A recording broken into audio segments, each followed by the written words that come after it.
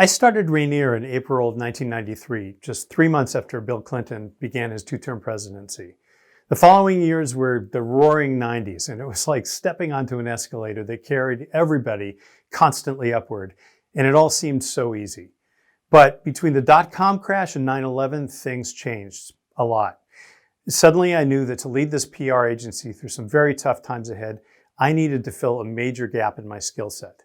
I've worked in marketing, design engineering, as a recording artist, and even as a carpenter on a construction crew.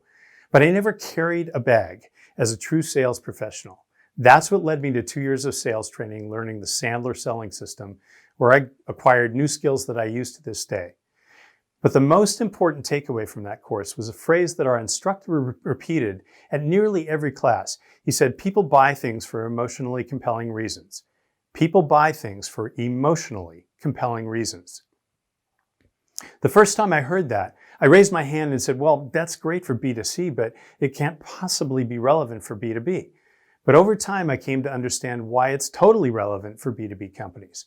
Science tells us that our emotions constitute 70% of what drives every decision we make.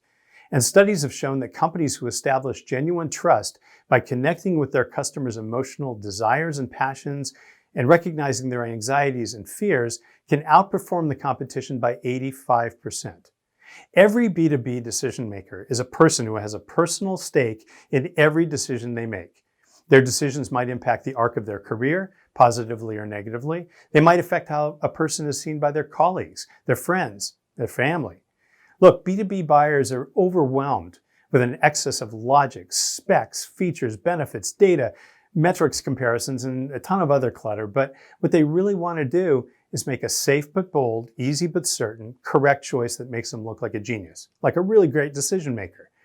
Since my time with Sandler, this intimate kind of connection between our clients and their customers has been at the heart of our work here at Rainier. And the bottom line from our experience is this: if you only market the competitive attributes and specs of your product or service, it's pretty likely you will generate unsatisfying results.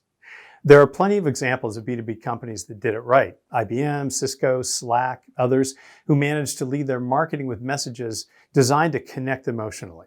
By conveying attributes like safety, trust, and passion, these companies vastly outplayed their competition who stayed stuck in the information trap.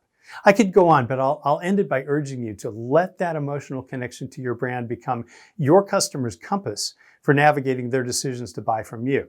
I guarantee you will see more success in both the short and long term.